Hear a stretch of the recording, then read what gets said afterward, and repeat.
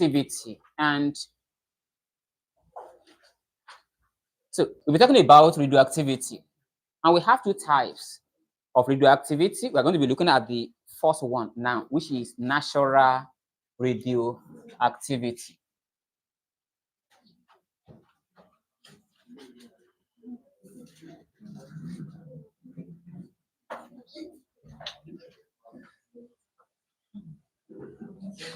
By simple definition, you can put it down.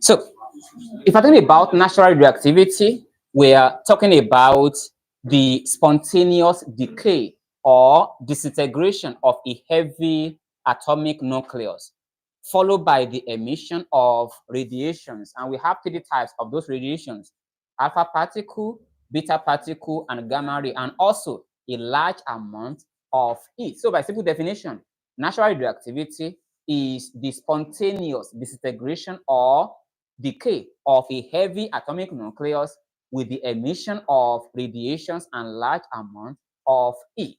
Now, the very first person who brought about the idea, brought about the idea of natural radioactivity was the French chemist back in 1896, the French chemist called Henri Becquerel. So he observed this natural radioactivity in an atom of uranium. Henri Becquerel, because he was not the only person who actually contributed to the development of the natural radioactivity or radioactivity as a whole, but he was the first person in 1896 who observed that a particular atom of uranium was actually ionizing and bringing about a sort of flashes on photographic plate. And he began to wonder what could actually make this photographic plate to actually become fluorescent. So Henri Becquerel. After that, you also have the husband and wife, Marie Curie and Pierre Curie, also doing their own work. But this time around, why Henri Becquerel actually discovered radioactivity in uranium, the duo of Marie Curie and Pierre Curie discovered theirs in what? In thorium. And it was after that that they were able to actually discover the element polonium. As a matter of fact, the word polonium, the element polonium, was actually named in honor of Marie Curie.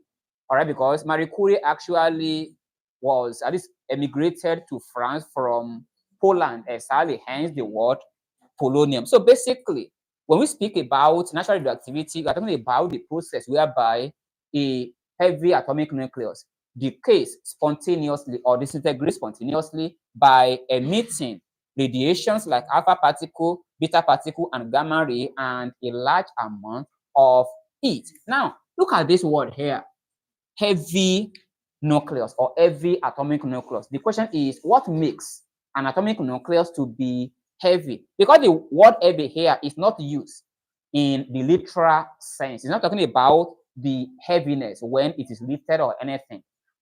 There are some elements that are radioactive. Radioactive elements are called heavy atomic nucleus. Don't forget that not all atoms, not all nuclei are naturally radioactive.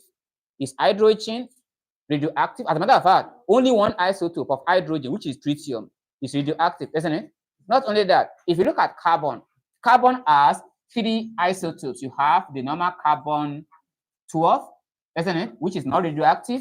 You have carbon 13, which is radioactive, and then you have carbon 16, which is radioactive. So not all atoms are naturally radioactive. So out of 118 elements, that is the modern periodic table as you have it today, there are 118 elements, the first being hydrogen and the last one, 118 being organescent. Now, out of these 118 elements, those elements that we refer to as heavy nuclei or heavy atomic nucleus are those elements that have atomic number higher than 83. So which means that is from hydrogen in the periodic table all the way to bismuth. Bismuth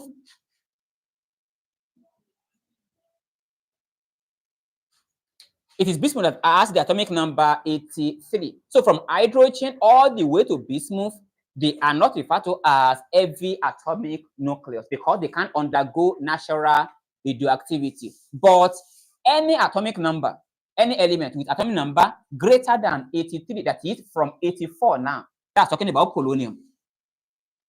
Because it's polonium that have the atomic number 84. From polonium in group 6, then astatine in group 7. Even you will know that we say halogens are fluorine, chlorine, bromine, iodine, and then the radioactive halogen is what? Is astatine, isn't it? So from that, we got the next element to polonium in group 7. As a matter of fact, polonium is 84, and then next to it is 80, which is 85. And next to it is what? Is random, which is 86. Don't forget, random is part of the what?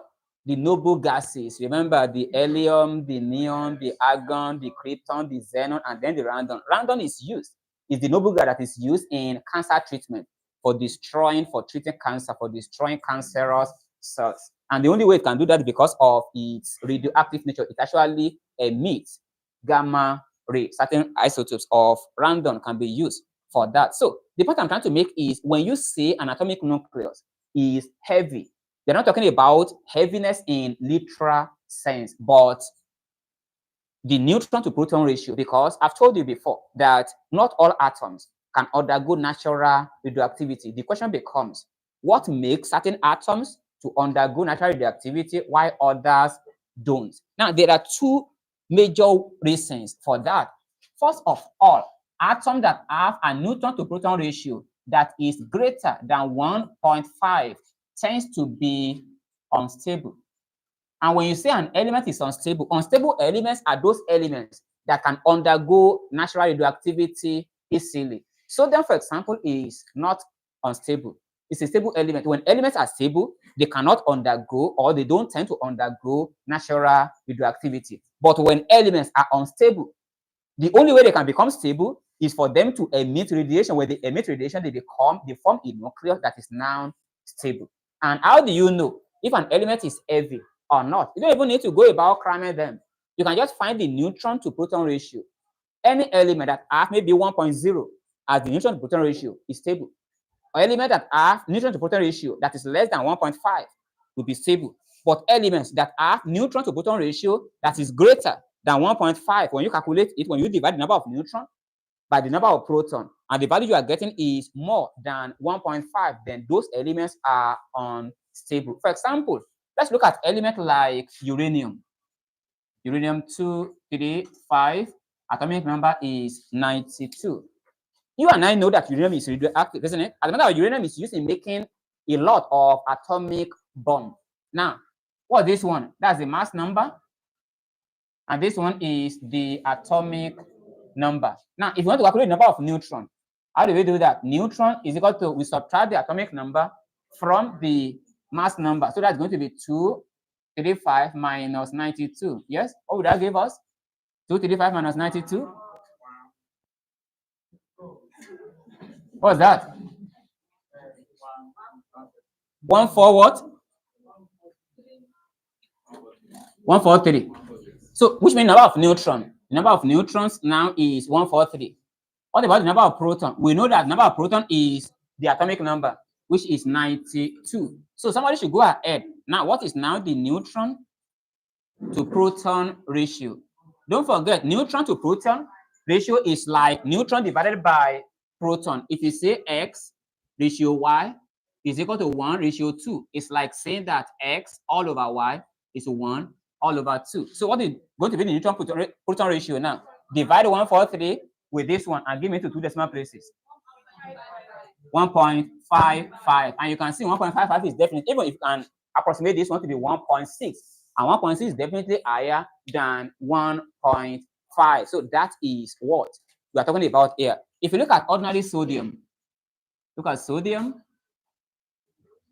11 here and 23 here. If you want to calculate the number of neutron here, neutron is going to be 23 minus 11. So neutron is equal to, that's 12. So which means that neutron to proton ratio is going to be, that's 12 all over the number of the atomic number, that's the number of proton, which is 11. What would that give us? 1.1 something, which is less than this one. So that's what I'm talking about. If you want to know if an element is stable or not, or if it's going to undergo natural radioactivity or not, or you want to find out if it is heavy or not, just calculate the neutron to proton ratio. When you find the number of neutron and you divide the number of neutron by the atomic number, which is the number of proton, when you get values that are less than 1.5, then they are more likely to be stable. But when you get values like that of the uranium here that is greater than 1.5, then such atomic nuclei are said to be heavy or unstable or naturally radioactive. So that is how you determine if an element is going to be heavy or unstable or undergo natural radioactivity. Not only that, remember that radioactivity is a form of a reaction. And there are differences rather between nuclear reaction and ordinary chemical reaction. For example, ordinary chemical reactions are affected by external factors like temperature, isn't it? When the temperature increases, the rate of ordinary chemical reaction also increases, isn't it? Because when you increase the temperature of any chemical reaction, the molecules of the reactant become more energized, and that increases the number of collisions. The higher the number of collisions, the higher the number of effective collisions. You know the difference between collision and effective collisions. Effective collisions are those collisions that will be sought in the formation of product. So the higher the temperature, the higher or the faster the rate of an ordinary chemical reaction. What about pressure? Pressure also affects the rate of ordinary chemical reaction. As a matter of fact, in case of gases, the higher the pressure, the faster the rate of an ordinary chemical reaction involving gases, right? But in the case of nuclear reaction, that's one of the differences between that. As a matter of fact, let's have it in tabular form and look at differences between nuclear reaction and ordinary chemical reaction. Differences between nuclear reaction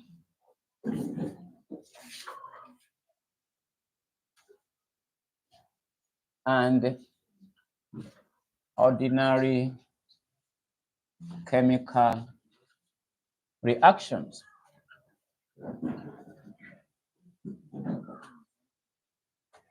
So let's have a tabular form like this. That will put it in proper perspective. So here, nuclear reaction and this chemical reaction. That's ordinary chemical reaction.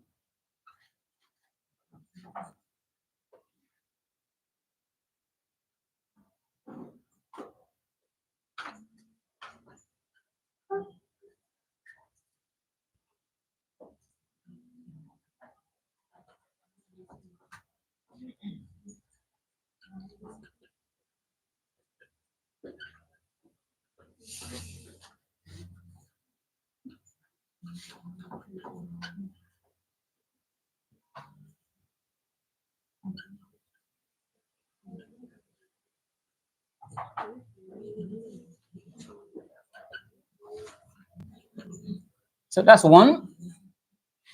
So let's look up. So you can see a nuclear reaction is not affected, is independent of either the pressure or the temperature. For a nuclear reaction that is undergoing, for a radioactivity is an example of nuclear reaction. If you increase the temperature or you reduce the temperature, it neither increases nor decreases the rate of a nuclear reaction. So nuclear reactions are not affected by external factors like temperature and pressure. But you know that ordinary chemical reaction, even under rate of chemical reaction, out of all these 7 factors that affect the rate of chemical reaction, temperature is one of the major ones there. When temperature increases, the rate of a chemical reaction increases. If the reactant are gases, as the pressure increases, the rate of gaseous reaction also increases. But for nuclear reaction, it is not affected by either temperature or pressure. Not only that, number 2,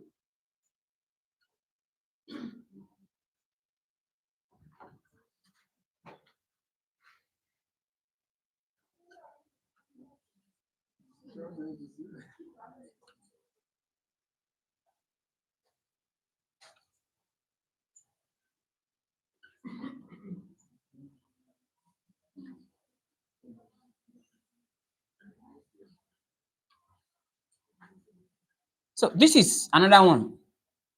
Now, for nuclear reaction, huge amount of heat or large amount of heat is always produced. As a matter of fact, that is why in nuclear reactors, there is always a cooling system to ensure that the nuclear reactor does not go into meltdown due to the extremely large amount of heat that are produced. But you know that during ordinary chemical reaction, only small amount of heat is produced. The ratio of the amount of heat produced in nuclear reaction and that of ordinary chemical reaction are not comparable at all. If you have maybe 10 joules of heat being produced during ordinary chemical reaction, you can have almost 100 or 500 times of that being produced during nuclear reaction. So during nuclear reaction, large or huge amount of heat is produced, and under the normal chemical reaction, smaller amount of heat.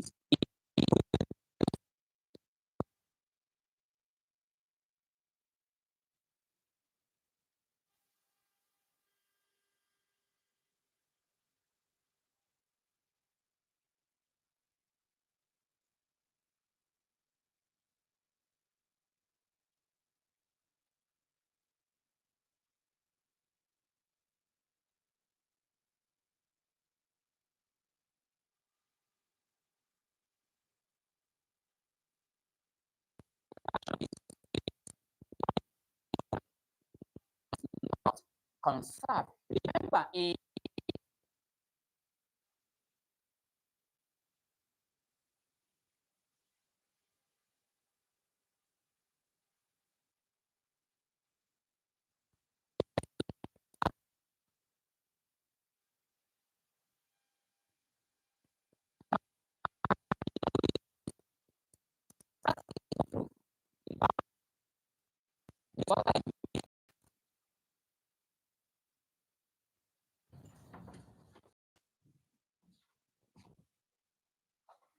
you have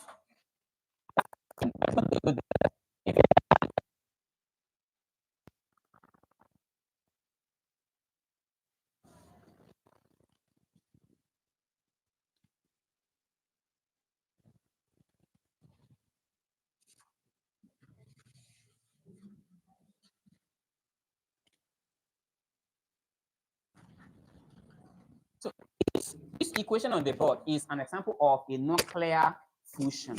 Let's go to a fission rather. Let's go talk about that. Nuclear fission is just talking about a fusion whereby a heavy atomic nucleus now splits into 2 nuclei of relatively equal sizes with the emission of more neutrons and large amount of heat, because you're going to see, you're going to have heat being generated here. Now, this is what I'm saying. If you had a mass of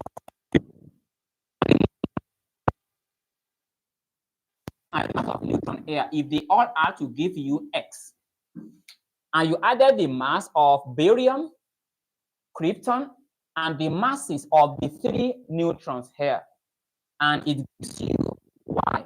What happens is this: they are never going to be equal. And under normal condition, they are supposed to be under ordinary chemical reaction. What you find out is this: you find out that the mass of this, of the reactant, that is the masses of the uranium and the neutron, will actually be greater than the mass of the product. So which means there is a decrease in the masses of the product. The question is, where does that particular mass go? What accounts for that? We refer it as mass defect. You remember that particular Albert Einstein's equation? Remember that famous equation? E is equal to, then you have delta mc squared. What do you think this delta m stands for? Mass defect. So delta m is equal to the mass defect in kilogram.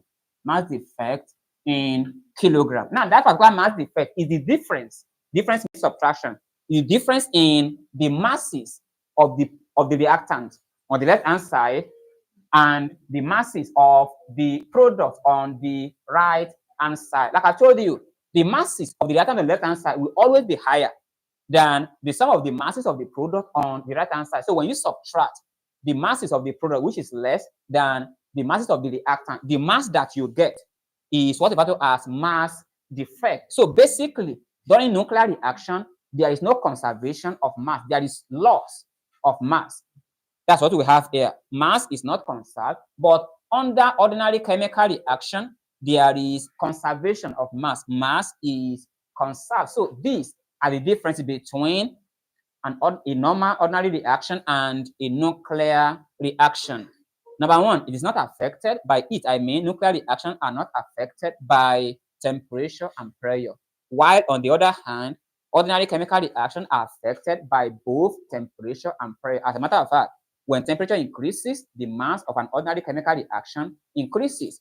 When the pressure increases, the rate of a gaseous reaction also increases.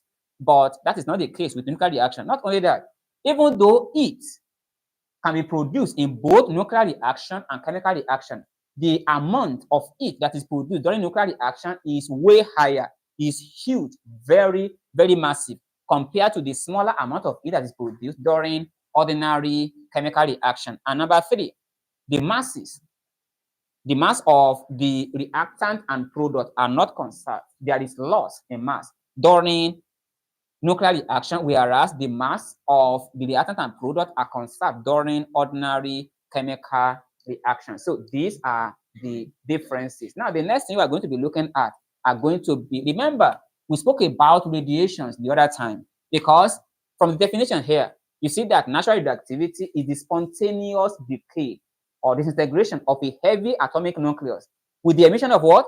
Of radiations. So, and those radiations are of three types: the alpha particle, beta particle, and gamma ray. So we're going to be looking at each of them. What are the properties of alpha particle? We're going to look at all these properties, and not only that, how do they penetrate? What are their penetrating power? What are their ionization energy? After that, we shift our attention to beta particle and gamma ray. So let's look at them one after the other.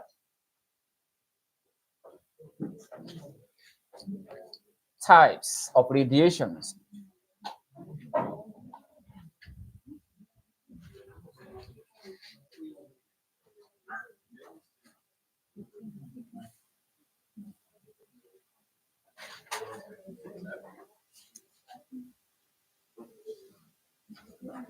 So let's look up. If you have a radioactive source, if this is a radioactive source, let's say we have here a radioactive source. Radioactive source is simply a heavy nucleus that can produce the three radiations: alpha particle, beta particle, and gamma ray. This is what you observe. If you have here, let's say this is a positive plate, and here you have a negative plate. That's talking about in an electric field. You notice that this will be your gamma ray, because gamma ray is, as I'm going to find out, is electrically neutral. So because of that, it is neither deflected toward the positive plate nor to the negative plate. And this is what you have. This will be for the beta particle, and this will be for the alpha particle. Even by merely looking at this, you will notice two things. Number one is the fact that the gamma ray goes through undeflected, neither attracted toward the positive plate nor negative plate. So which means it doesn't have any charge. Because if it were to be positively charged, it will be attracted toward the negative plate, because after all, unlike charges attract. If it were to be negatively charged, it should have been attracted towards or deflected towards the positive plate here. But it is moving in a straight line, just the same way that X-ray will behave. Don't forget that X-ray also is electrically neutral. It is neither positively charged nor negatively charged. So X-ray will also pass through an electric field or magnetic field without any deflection. But another thing you will notice is this. Look at how widely this particular beta particle is deflected.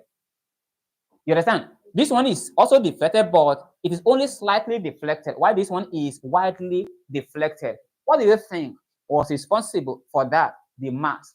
The more massive a particle is, the less the deflection, because the mass of the alpha particle is higher than the mass of beta particle.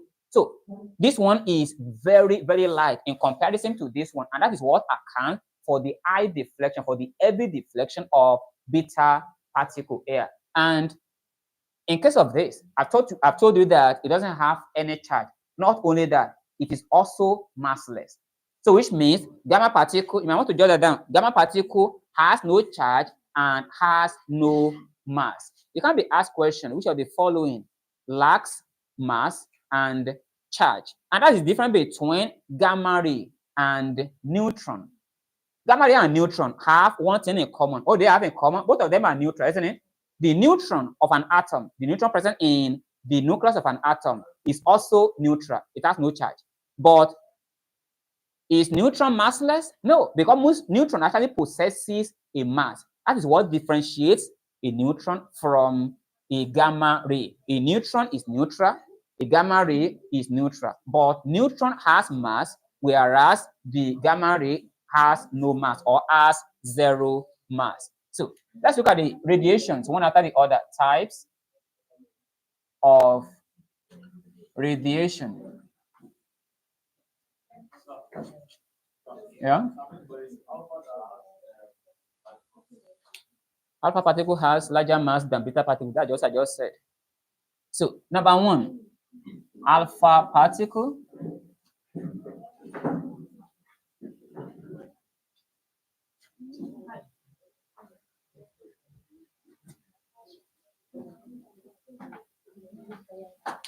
So let's look at alpha particle.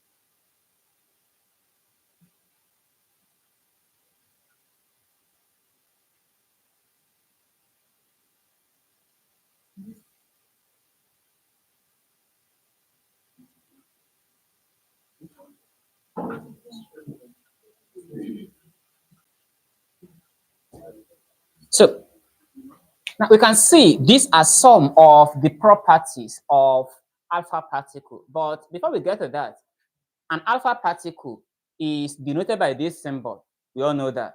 Not only that, alpha particle can also be represented by helium atom. Helium atom has a mass number of 4 and an atomic number of 2. So whenever you see helium atom, it could be used in place of the sign for an alpha particle. Now, let's look at the properties of alpha particle. As you can see from this particular diagram that I drew here, since even you can see the alpha particle, since it was deflected towards the negative plate, that has already told you that it must have been positively charged. And indeed, it is a positively charged substance. Hence, it is deflected towards the negative plate. So that's for that. Not only that, it has high ionizing power. As a matter of fact, one of the reasons that makes all these radiations to be harmful to living cells is their ionizing effect on the body. So the more the ionizing power, the more damage such radiation can do to healthy cells. And if you are wondering, how are they harmful? In genetics, you talk about mutation, isn't it? You say mutation is the sudden change in the structure of a gene or chromosome. One of the things that brings about mutation in the human body is exposure to this ionizing power of radiation. So that's what I mean. That's what makes them to be very, very dangerous. And out of the three of them, out of alpha particle, beta particle, and gamma ray, alpha particle has the highest ionizing power. Take note of that. Alpha particle has the highest ionizing power. So let's go to number 3. It has very low penetrating power. Even though alpha particle has the highest ionizing power, like I've just mentioned, in comparison to beta particle and gamma ray, alpha particle has the lowest penetrating power. It can actually be absorbed. It can only travel only few centimeters in air, AIR. It can easily be stored by a thin sheet of paper. As a matter of fact, let's see a comparison of the penetrating power of the 3 radiations.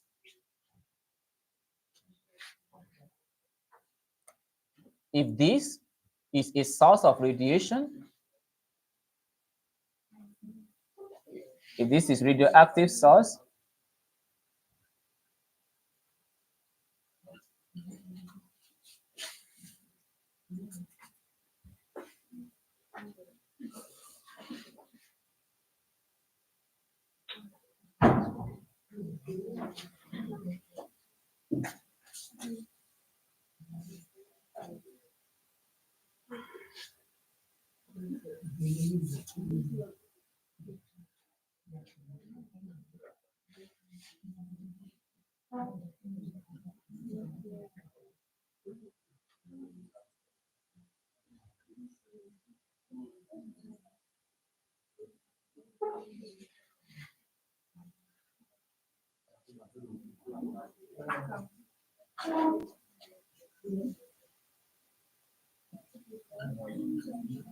so now see for yourself. If you look at the 3 of them, this is alpha particle, and you can see it is easily absorbed. You can see it can pass through the sheet of paper. So it is easily absorbed by a thin sheet of paper, telling you it has the lowest penetrating power. However, alpha particle can pass through a thin sheet of paper, but it can pass through aluminum foil. So beta particle is absorbed by an aluminum foil. But gamma ray has the highest penetrating power of the 3 of them. It can pass through both the thin sheet of paper and also the aluminum foil. It is only absorbed by a thick block of lead.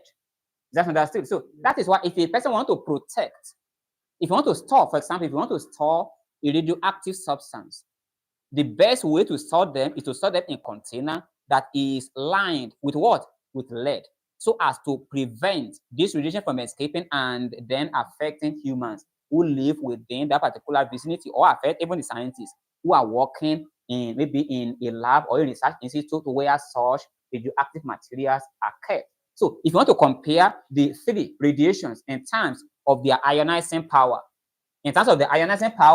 alpha particle has the highest. it is greater than that of beta particle, and the ionizing power of beta particle is greater than the gamma ray. So this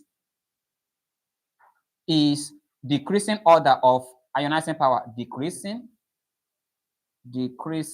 order of ionizing power. What that means, decreasing order, you have to start with the highest. Alpha particle has the highest ionizing power. Beta particle has the second highest, and gamma ray has the lowest ionizing power. But in terms of their penetrating power, the reverse is the case. In terms of the penetrating power, this is what you have.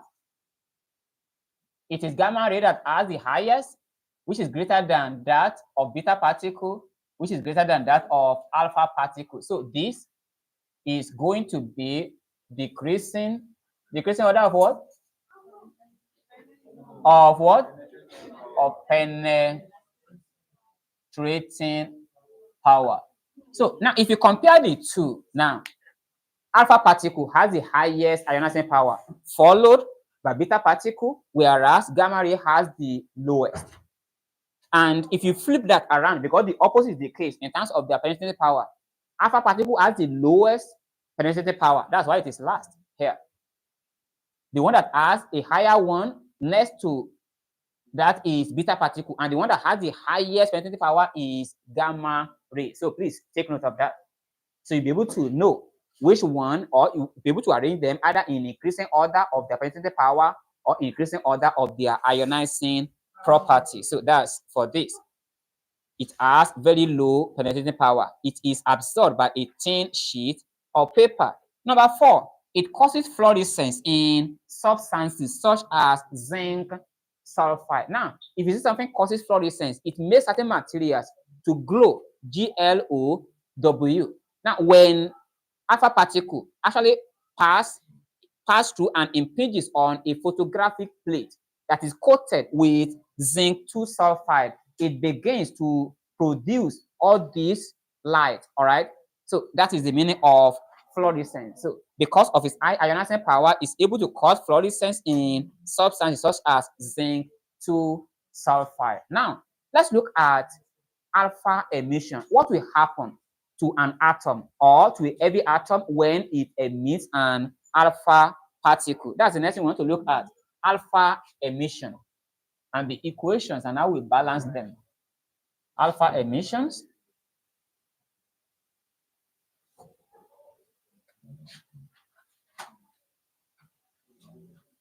alpha emission. So let's put it down.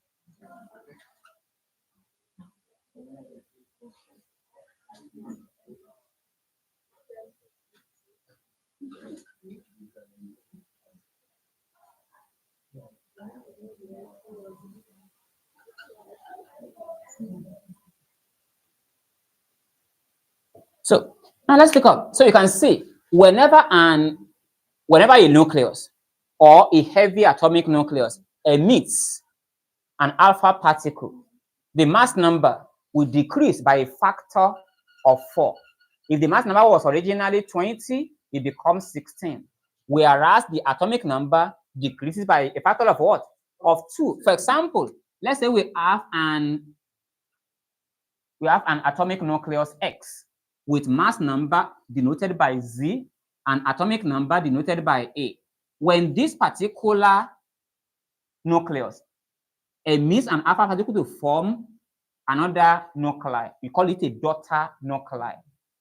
What will happen here? That's Z minus 4. The mass number will decrease by a factor of 4. That's the meaning of Z minus 4.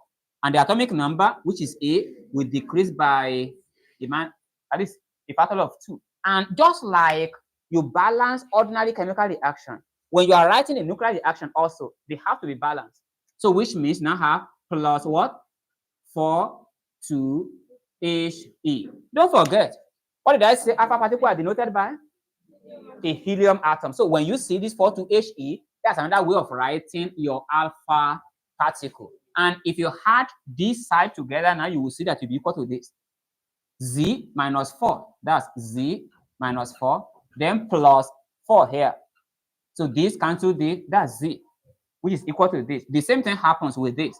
So here you have A minus 2, then plus 2 here. This cancels this, and then you are left with it because when you are writing these equations, they have to balance. If you don't balance them, then you've not written a balanced equation for that. Just like you balance ordinary chemical equation, you also ensure that you balance a nuclear reaction. Let's look at this. Uranium-238. If you have uranium-238, uranium-238 has atomic number of 92. When it undergoes alpha decay, it will form an atom of thorium. What will the mass number here be now? 230 what? 234. That's right. That's going to be 234 because that's 238 minus 4. And what will be the atomic number for thorium now? That's 90. That's 92 minus 2 and then plus 4 to He. So that's it. That's how you write equation for alpha emission. Whenever an atom emits an alpha particle, the mass number reduces by a factor of 4 and the atomic number reduces by a factor of 2. And let's pay attention to this. As a matter of fact, when an atom like this emits an alpha particle, you can predict for a fact the position of the daughter nuclei in the periodic table. Whenever an atom emits an alpha particle, the atom that will be formed will be located 2 places to the left. Let me repeat that again. When an atom emits an alpha particle, the new atom, which is daughter nuclei or not that nucleus, if it's singular, that will be formed, will be located 2 places to the left of that particular parent nucleus. This is what I mean. If you look at uranium, if you are to open your periodic table and you locate the position of uranium, if you go 2 places to the left, the element that will be there is thorium. That's it. So you can use the emission of an alpha particle to predict which position in the periodic table the new atom or the new nucleus is going to be. So that's for this. So if you want to put this one down, let's do that quickly so that you can go to another one, which is going to be beta particle now.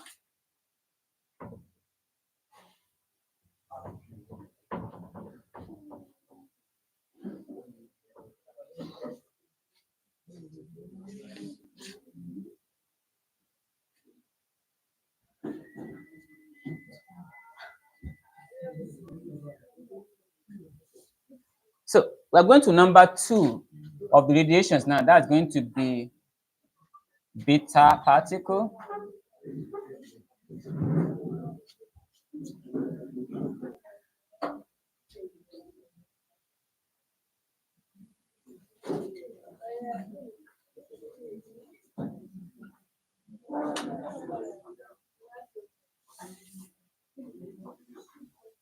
So let's put the following down. I will explain after that.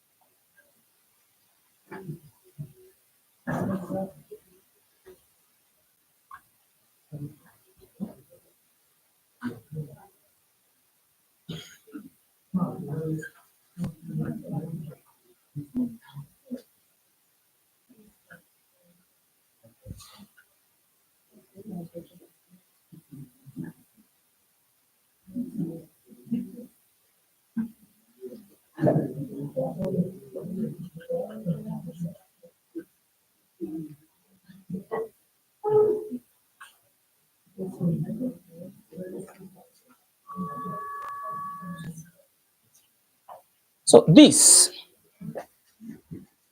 are what you need to know about beta particle.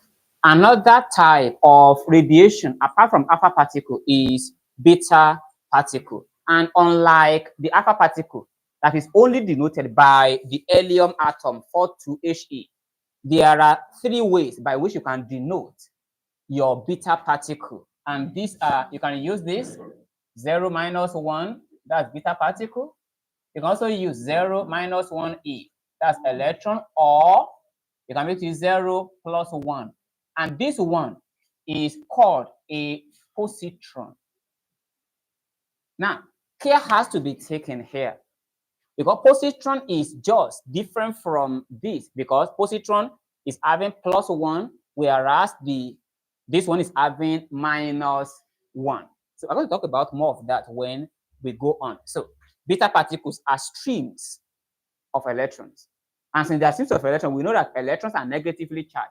So because they are streams of electrons, they are also negatively charged. Not only that, when I drew the way they were deflected the other time, you can see that beta particle was more heavily deflected towards the positive plate than the alpha particle was deflected towards the negative plate. And what was the reason I gave you for that? Because beta particle is very, very light. It has a very small mass compared to the mass of the alpha particle. That's what I meant here.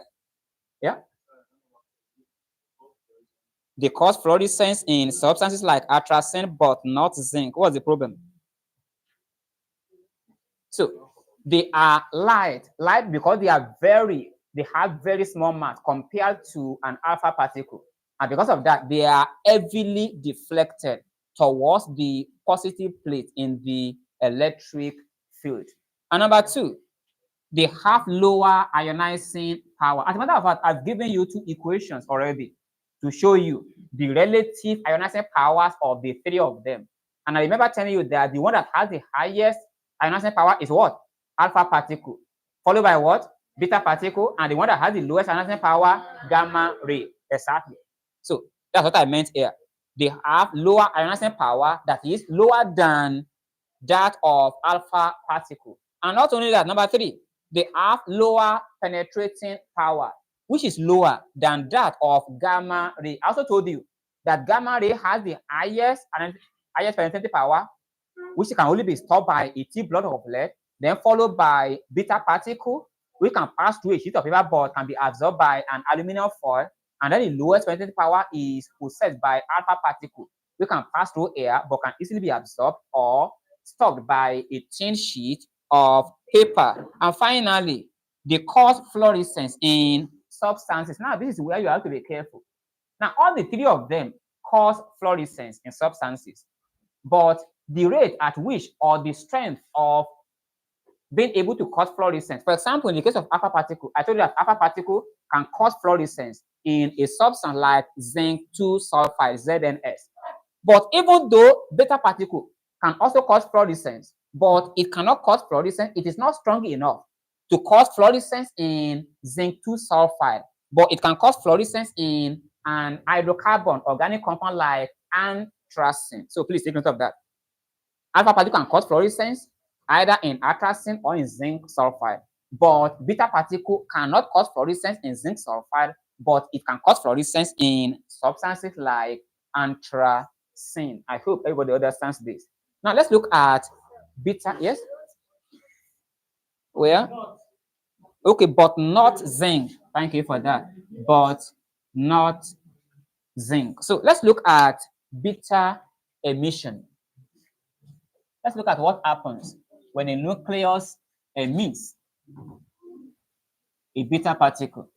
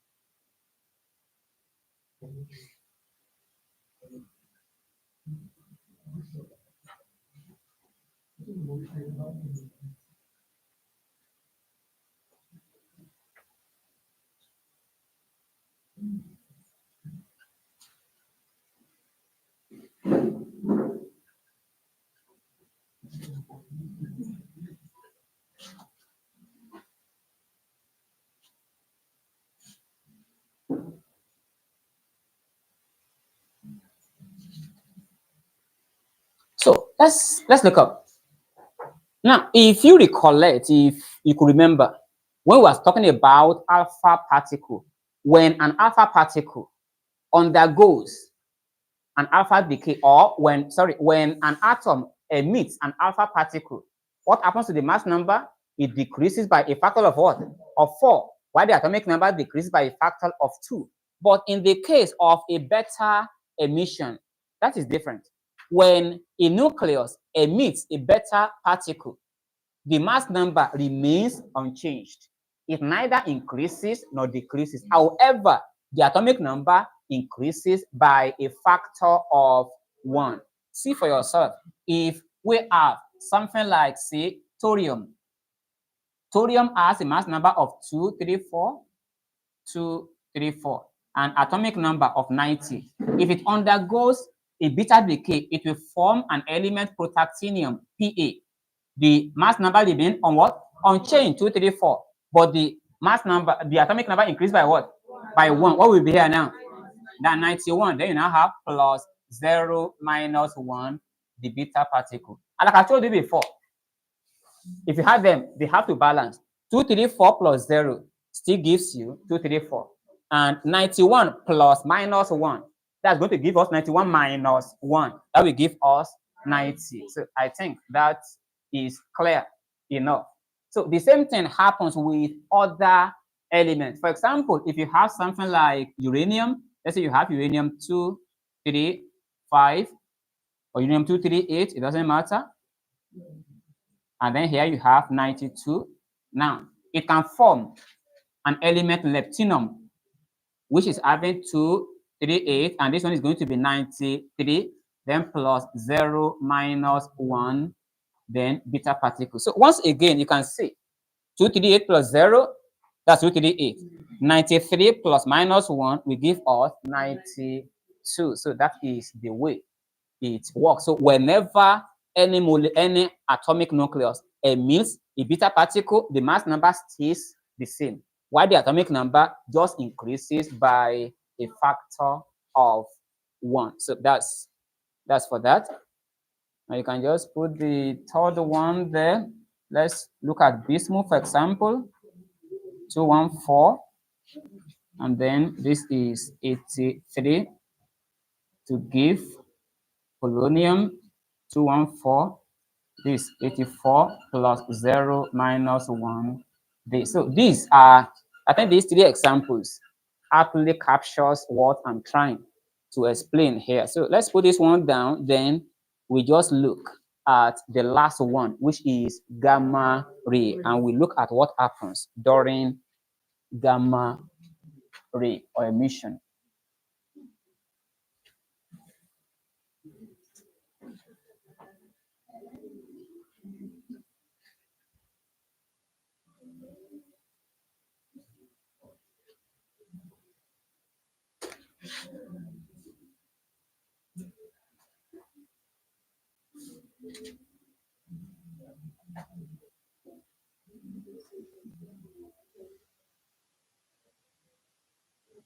So let's put this down. I will explain after that.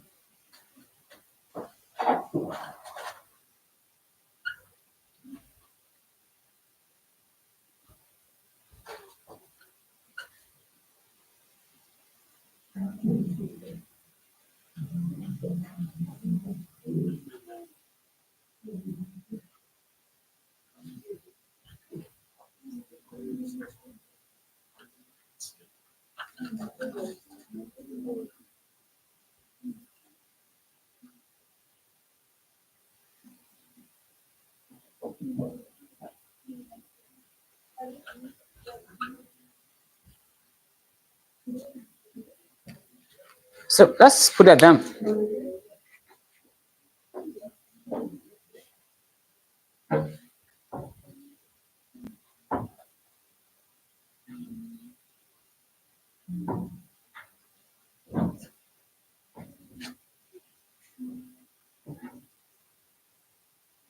Okay, now let's look at the third and final type of radiation. We've talked about alpha particle. We've just finished talking about beta particle. Now, gamma ray. Gamma is not a particle. Hence, they call alpha particle, not alpha ray, beta particle, but this is gamma ray. Why do we call it ray? Because it is actually part of the electromagnetic spectrum. You see, remember your electromagnetic spectrum?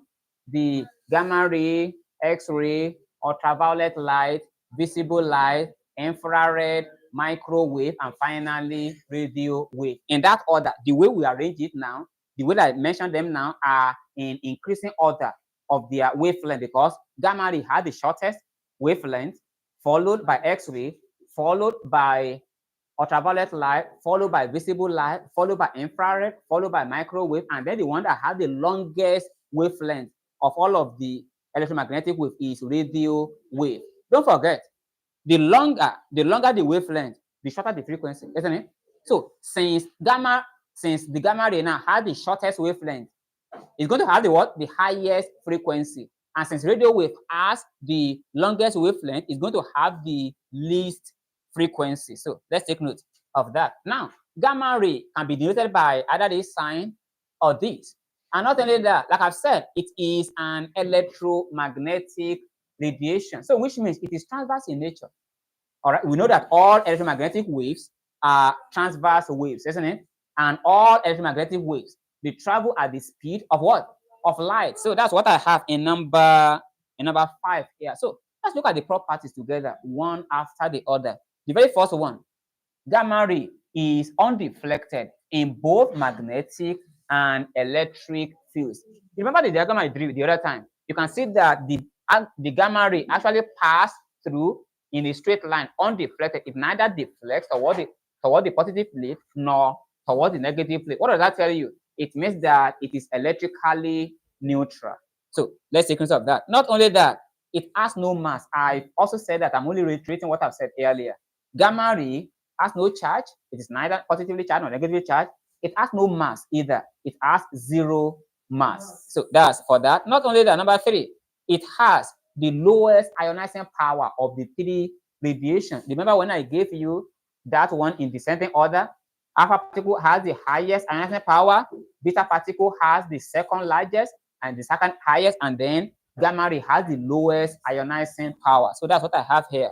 It has the lowest ionizing power of the three radiation, but it has the highest penetrating power of the three radiation. I've also shown you, because gamma ray can pass through a sheet of paper, it can pass through an aluminum foil, it can only be absorbed by a thick block of lead, whereas alpha particle has the lowest penetrating power. It can pass through air, but can easily be absorbed by a thin sheet of paper. Beta particle also has a lower penetrating power. Even though it can pass through air, it can pass through its sheet of paper, but it can easily be absorbed by an aluminum foil. But gamma ray has the highest penetrating power of the three of them. Not only that, because gamma ray is an electromagnetic wave, it travels with the speed of light. All electromagnetic waves travel with the speed of light, which has an approximated value of 3 times 10 to the power 8 meters per second. And not only that, I've enumerated earlier, gamma ray has a very short wavelength of order of about 10 raised to the power minus 14 meters, whereas X-ray is having a wavelength of order of 10 raised to the power minus 10 meter. Don't forget, this is actually shorter because of the minus here. So this is actually shorter than this. So don't be fooled by the 14 versus 10 here. So, and because it has a very short wavelength, it's going to have a very high frequency. The shorter the wavelength, then the higher the frequency. So this is everything you need to know about the properties. Not only that, we're not going to waste time on what happens when an atom emits a gamma ray. Nothing happens. The mass number remains unchanged. The atomic number remains unchanged, because look at it, 0, 0. So when any atom or any nucleus undergoes a gamma emission, the mass number stays unchanged and the atomic number also stays unchanged. So that's that. Now let's talk about uses very quickly. Uses of gamma ray. Uses. Let's look at maybe 1 or 2 uses of gamma ray. Uses of gamma ray. Uses of gamma ray. Uses of gamma ray.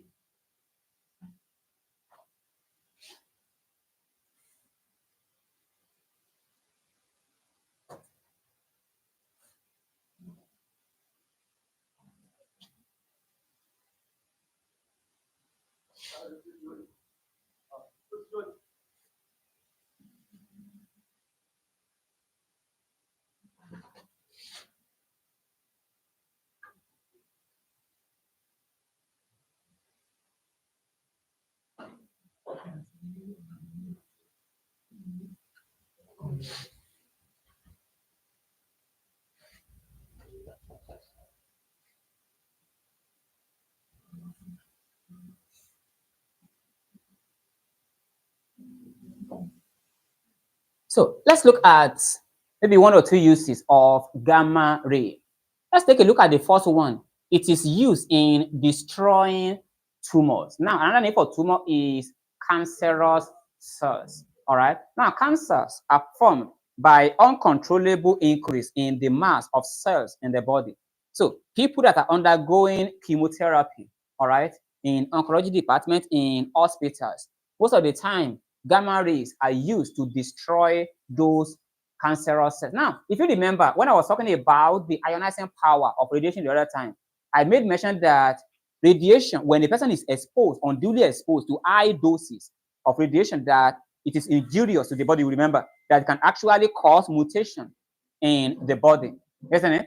Now, just like the exposure of people to radiation can actually cause mutation or even death of healthy cells. Not only that, radiation like gamma ray can also help us to kill cancerous cells in the body. So we use gamma ray in destroying or killing tumors or cancerous cells. Don't forget that X-ray can also be used for the same purpose, but you have to make a distinction between the two types of X-rays that we have. We have soft X-ray, don't we? And we have hard X-ray. Now, soft X-rays are not used in destroying cancerous cells. It is the hard X-ray that is used in destroying cancerous cells. So that's for that. Number 2, gamma ray is also used in medicine for irradiating or for sterilizing surgical equipment. Now, there are several surgical equipment that are used on patients in operating theaters. Now, when they are done, remember the surgical equipment are going to be contaminated with the blood of the person being operated upon. It is not just enough to wash them. You have to ensure that you sterilize them so that any microorganism, that particular surgical equipment, are supposed to be sterile. Sterile means that there are no germs or pathogens in them. So what is used to ensure that surgical equipment are kept sterile or sterilized is gamma ray. So you can use gamma ray to sterilize surgical equipment. So that's for this. Now, let's look at a table that summarizes the various things that can be emitted and their symbol, so that when you are writing nuclear reaction, you'll be able to know what those symbols stand for.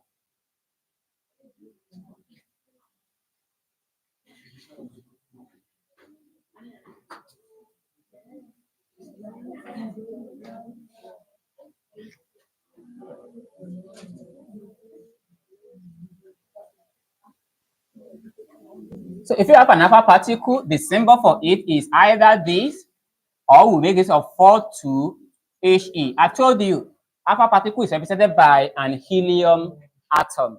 So if it is beta particle, we represent it by either this, or we use this. Is 0 minus 1 electron, or a positron. Let me use positron separately. So for positron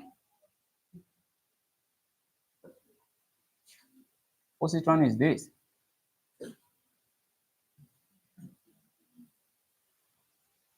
Then for proton is this. Either this or this. And finally, for neutron,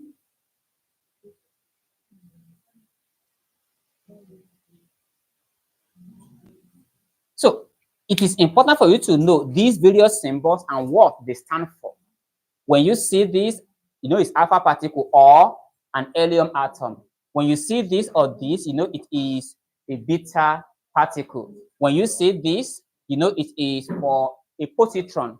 When you see this, you know it is for a proton. As a matter of fact, you know that proton is one of the isotopes. It's one of the 3 isotopes of hydrogen, right? 1,1, that's proton. If it's 2,1H, that's heavy water or deuterium, right? So this is what I'm talking about. If you have 2,1H or 2,1D, that's for deuterium. Deuterium is also called heavy water. And then the last one is going to be 3,1H. That's tritium. And tritium is the only radioactive isotope of hydrogen. And then the last one, neutron. Neutron is represented by 10N. So you must be able to identify what they all stand for. And the next thing we're going to be looking at is how do we detect these radiations we're talking about? This alpha particle, beta particle, how are they detected? How are their presence known or detected?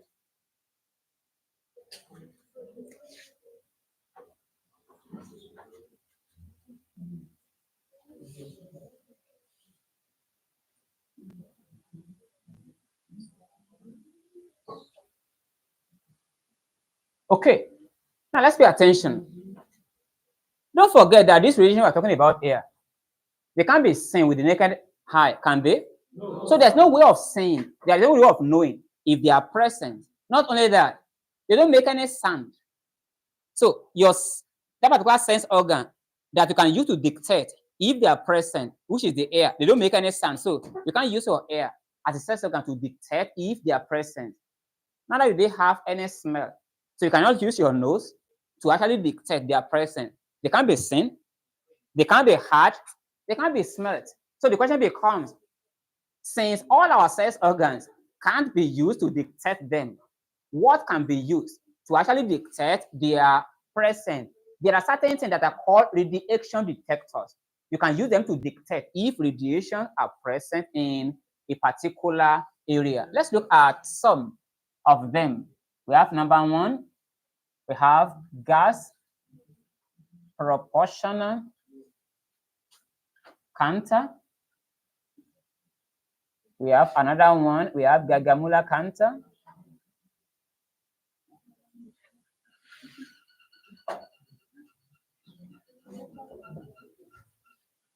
We have the Wilson diffusion cloud chamber.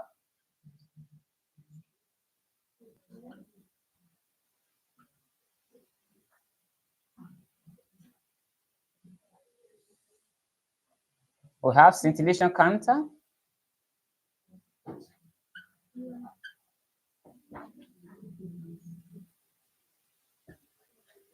We have photographic plates.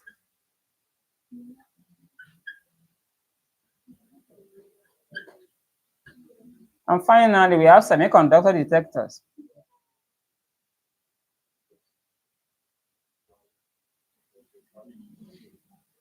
So now let's take up all these six are detectors, are some of the detectors. This is not an exhaustive list.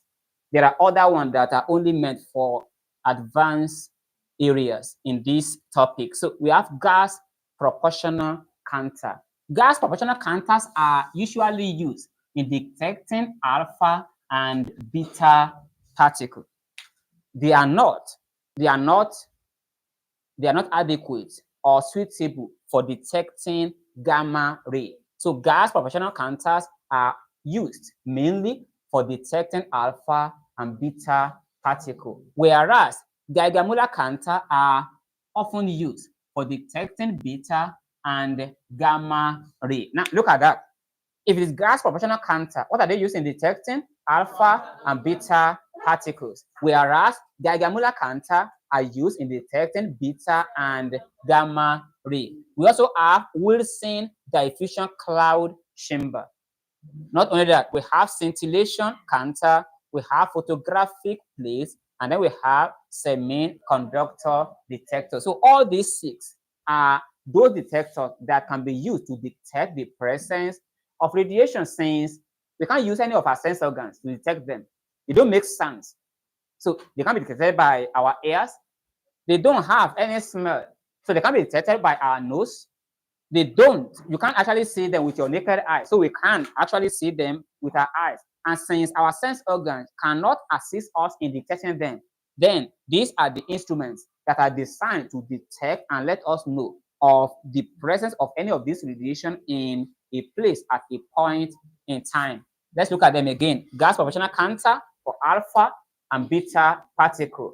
Geiger-Müller counter for beta and gamma ray. The Wilson diffusion cloud chamber for any one of them. We also have the scintillation counter, we have the photographic plate, and finally the semiconductor detector. So these are the detectors that are used in detecting the presence of either alpha particle, beta particle, or also gamma ray. So the next thing we'll be going to now. Can I have this off?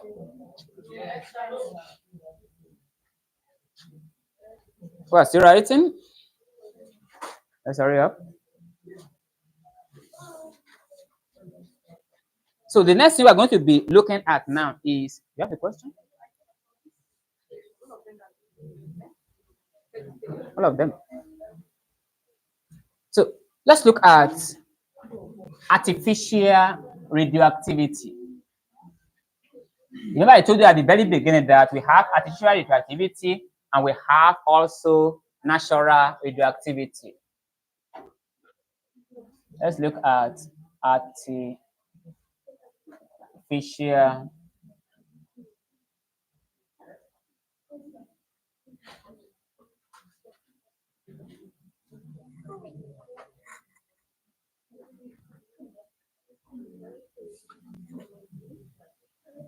Let's put it down. I will explain afterwards.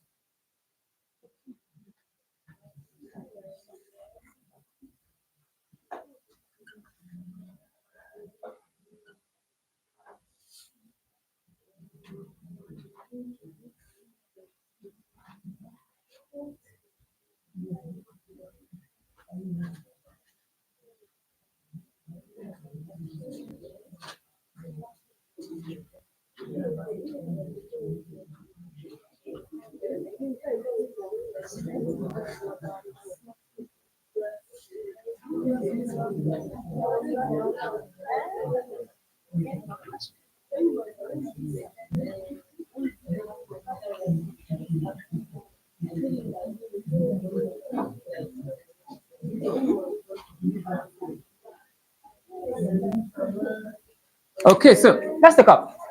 Now we are talking about artificial radioactivity. Now, artificial radioactivity was actually pioneered by Lord Ernest Rutherford in 1919. And what does it entail? If you say artificial radioactivity, what does it entail? What happens then? If you want to carry out artificial radioactivity, it involves bombarding, that's eating, bombarding the nucleus of an atom with fast moving neutrons. So, for example, if let's look up, let's pay attention, please. Because during artificial radioactivity, you can actually, during artificial radioactivity, you can make a nucleus that is not radioactive. You can produce an radioactive substance from them by bombarding. For example, is nitrogen radioactive? Look at nitrogen. Nitrogen 14(7). Is nitrogen a radioactive element? It's not. As a matter of fact, if you calculate the neutron to proton ratio of nitrogen, it's exactly 1. Because after the number of neutrons here will be 14 minus 7. And the number of protons here is 7. So the neutron to proton ratio is 1. It's nowhere near that particular 1.5 that it should be greater than. So nitrogen is definitely a stable nucleus that is not radioactive. But guess what? We can bombard this nitrogen with certain substances like neutron, like alpha particle. It doesn't have to be neutron alone. But neutron is the best way to actually carry out artificial radioactivity. The reason is this. If you are bombarding this nitrogen with an alpha particle, don't forget that inside the nucleus of this nitrogen, there's a proton, isn't it? The nucleus of this nitrogen is positively charged because it contains proton, which is positively charged, and neutron, which is electrically neutral. Now, if you are bombarding this nitrogen with an alpha particle is also positively charged. What do you think happens when two positively charged particles approach each other? They repel, isn't it? Exactly. So that is why it is always the best thing to bring about this with neutron. Don't forget, neutron has no charge, so it can approach that particular nucleus without any repulsion happening. Does that make sense to you? So that's that. So if nitrogen is bombarded with an alpha particle, and you know I've told you repeatedly in the course of this topic that an alpha particle can be represented by an helium atom. Now, you can now produce 17, 8, oxygen plus 1, 1. That's proton. Now, let's look up. Pay attention very well. It can be confusing if you are not careful. Nitrogen is a stable and non-radioactive atom.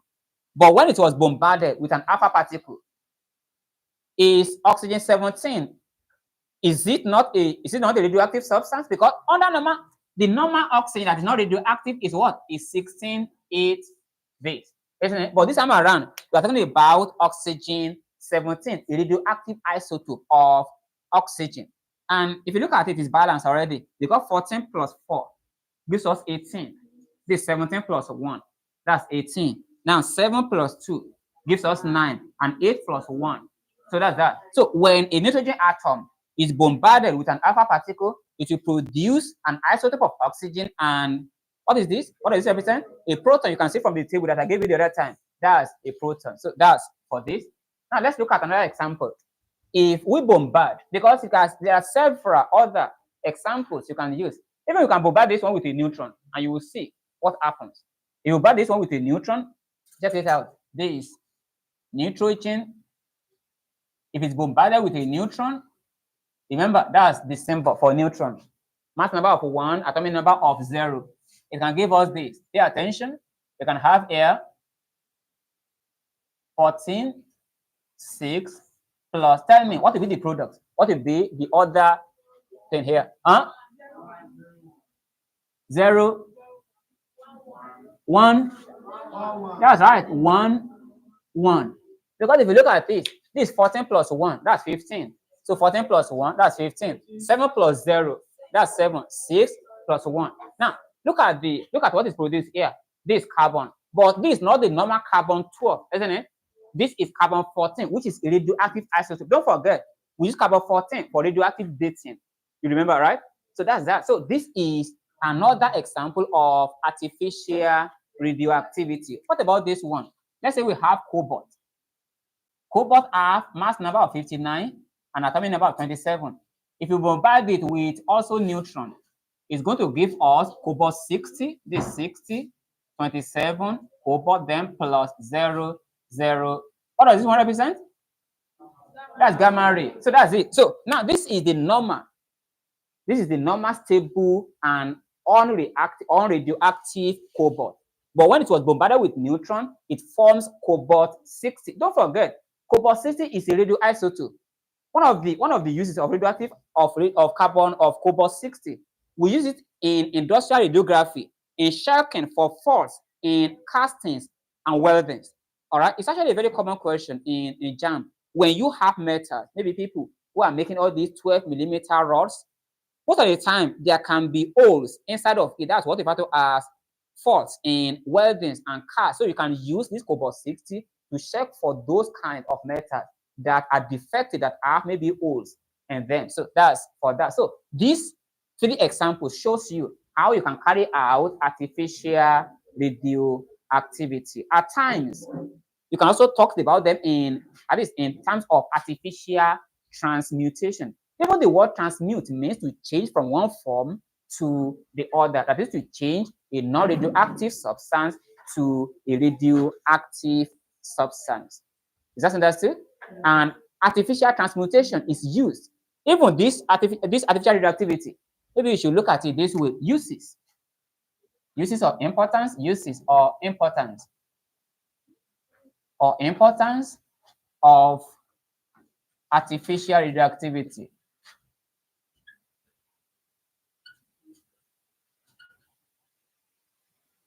So let's look at what are the uses or what are the importance of artificial radioactivity. Number one,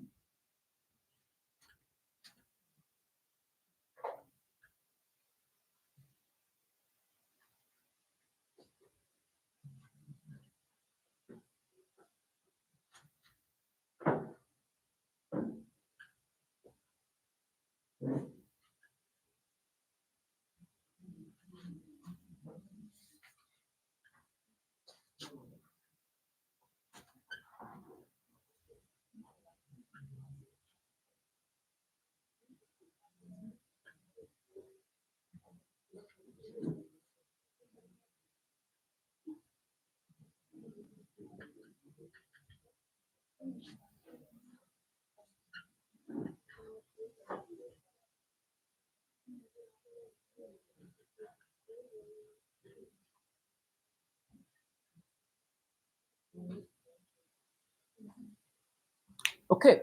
Now let's look up for a bit so that I can explain this. Now, we're talking about uses or importance of artificial radioactivity. These are the 2 major importance or uses of artificial radioactivity. Number one, artificial radioactivity is used to produce new elements. As a matter of fact, let's listen up. I told you we have 118 elements in the periodic table, from hydrogen to organescent. But guess what? Not all of them are naturally occurring elements. Nitrogen occurs naturally in air, isn't it? Not only that, helium occurs naturally in air. It's a noble gas. What about lithium? It occurs naturally in the earth crust in form of lithium chloride and so on and so forth. What about magnesium? We have a lot of it in combined form in the earth crust, like dolomite, for example. What about iron? We have them in the earth crust, like hematite, isn't it? Like one of the ores, hematite, magnetite. What about sodium? We have them in the earth crust in form of sodium chloride, also called rock salt, and so on and so forth. But not all the 118 elements are naturally occurring. As a matter of fact, elements from Neptunium all the way to organescent are actually synthesized. Even what's the meaning of the word synthesized? Produced artificially. Only elements from number 1, hydrogen, to number 92, which is uranium, occur naturally. Let me stress that again. Out of 118 elements that we have, only 92 of them are naturally occurring. So which means from Neptunium, which is having an atomic number of 93, all the way to organescent with atomic number of 108, all of them are produced artificially. By what method? By some of these things, by this artificial radioactivity. As a matter of fact, look up. Elements like neptunium, I told you, does not occur naturally. It is produced. How is it produced? It's produced from uranium. It can be produced from uranium. Uranium 238, 92. It can produce leptunium NP by beta emission. This is going to be 2, 3, 8, 93 plus 0 minus 1 beta particle. All right. So there are some of these elements like neptunium and so on and so forth that are produced artificially in the laboratory. Elements from any element from atomic number of 93, which is neptunium, all the way to atomic number of 118, organization, all of them, none of them exist, none of them occurs naturally in the earth crust or in the atmosphere. They are synthetically produced. And it is true, this artificial radioactivity. So that's what number one here is about. Artificial radioactivity is used to produce new elements like leptunium. And those elements that are produced artificially are called transuranic elements. Once again, elements that are produced artificially, that is, all those elements from leptunium to organescent are called transuranic elements, like this. Transuranic elements. That's talking about elements from neptunium with atomic number of 93 all the way to OG, organescent, with atomic number of 118. So all those elements are called transuranic elements, and all of them, they are not occurring, they are not naturally occurring, they are synthetically produced in the laboratory by using artificial radioactivity. Not only that, let's look at number 2 here. Another importance or use of artificial radioactivity is the fact that it is used to produce several important radioisotopes. I've shown you some of them. This is an important radioisotope, oxygen-17. This is an important radioisotope that is used in carbon dating, carbon-14. This is an important radioisotope that is used in industry for checking faults in cars and weldings. Not only that, what about phosphorus-32? It is used in treating leukemia, cancer of the blood. All right, that's one of the uses of phosphorus-32. You have it here. What about iodine-131? It is used in studying the uptake of iodine by the thyroid gland, or it is also used in treating thyroid cancer. So you can see all these different radioisotopes, carbon-14, oxygen-17, talking about phosphorus-32, cobalt-60, iodine-131, all of them play important role in industry, in agriculture, because you can use carbon-14 in agriculture to monitor the uptake of carbon dioxide during photosynthesis, isn't it? Remember that plant utilizes carbon dioxide during photosynthesis. You can use carbon-14 to monitor how the cells of these plants are absorbing the uptake of carbon dioxide. Can be monitored by using carbon-14, apart from the fact that carbon-14 can also be used in carbon dating. So all these important of various radioisotopes are also produced during artificial radioactivity. Now, since we're talking about radioisotopes now, let's look at some of their uses. I've mentioned them, but let's condemn them down into, let's say, 3 or 4 uses of radioisotopes. I'm going to be dictating them, not writing them. Uses of radioisotopes. Let's look at some of them, maybe just 4 or 5 of them. Uses of radioisotopes. Uses of radioisotopes. Uses of radioisotope. Number 1, carbon-14 is used. Carbon-14, you know how to write it. Carbon, then hyphen 14. This is how you write carbon-14. Carbon-14. Carbon-14 is used as a radioactive tracer.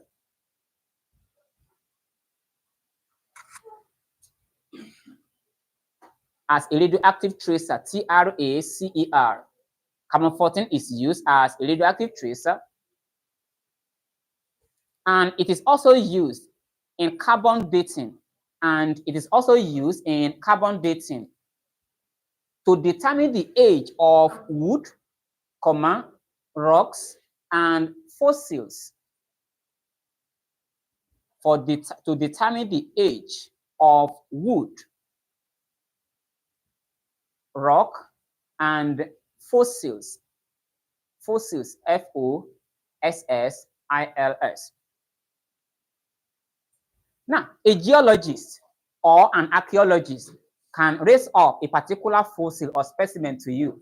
Maybe you are having a discussion with a geologist or an archaeologist or a paleontologist, and then it tells you this particular fossil has been in existence for about 2,000 years. And then you begin to wonder, that particular fossil is not as if it's a human being that have a birth certificate. So how could he have possibly known the age of such a particular fossil, be it wood, rock, or anything? They make use of carbon-14 to carbon date. Not only that, we also make use of certain radioisotopes like cesium in also dating, in finding the ages, or in authenticating some artworks. Remember, there are some valuable artworks. I'm not talking about some cheap artworks that are made, maybe that are just painted on some cheap canvases by some painters. There are some artwork, for example, imagine masterpieces like that of Mona Lisa that have been existed for thousands of years. Now, anybody can make a fake of it and then want to pass it up as if that is the original one that has been existing for decades, for thousands of years, isn't it? And some people are so good at forging the original that even if the two of them, the original and the fake, were to be put side by side, you will find it almost impossible to tell which one is the original and which one is the fake. So imagine a person who wants to spend thousands or millions of naira to buy a paint. It will be wise to authenticate, to know that what you are buying is not just a forged one, but the original one. Now the question is, how do you know? They can use all these. They can use a radioactive isotope of cesium to actually carbon date it. Because remember, if that particular thing, if that particular artwork were to be the original, that was painted several years ago, by the time they carbon date it, you expect it to actually reflect in the approximated age of the ink and the material used in them, different from the one that was maybe forged maybe a month ago or last year. So these are some of the uses of carbon dating techniques, and all these radioactive isotopes that are used in carbon, that are used in dating, are carbon-14, cesium, and so on and so forth. Let's go to number 2, cobalt-60. Cobalt-60, like this. Cobalt-60.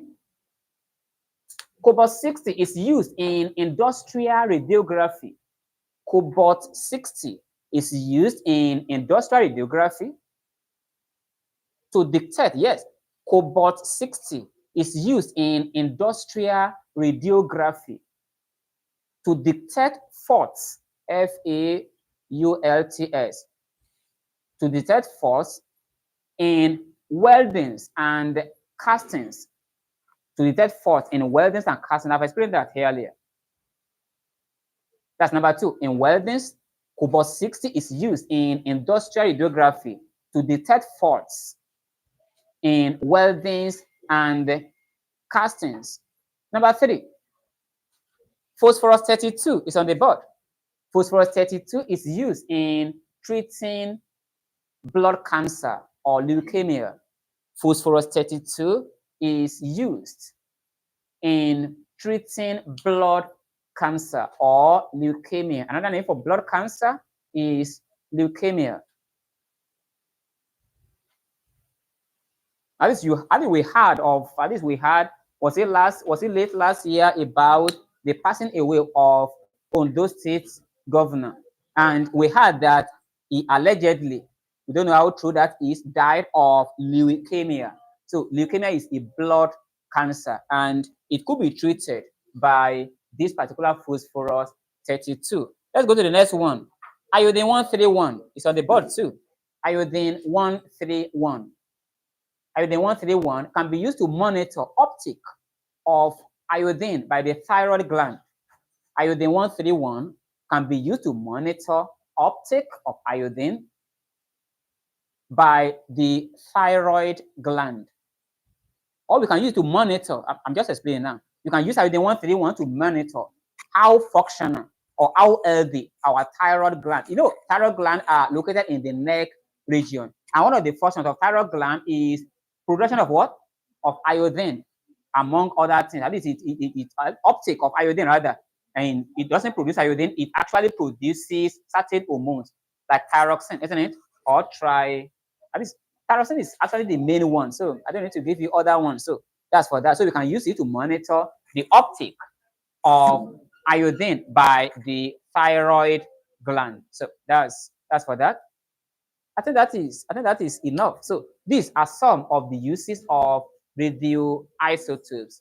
Carbon 14 is used either to monitor the uptake of carbon dioxide by plants during photosynthesis, or you can use carbon 14 to carbon date to determine the age of wood, of rock, and for fossils. Not only that, you can make use of cobalt 60 in industry, in industrial radiography, to detect if there are faults in cast and wells. Not only that, you can make use of phosphorus 32 in treating leukemia or blood cancer, while iodine 131 can be used to monitor the uptake of iodine by the thyroid gland or to treat thyroid cancer. So that's for that. I hope you understand this.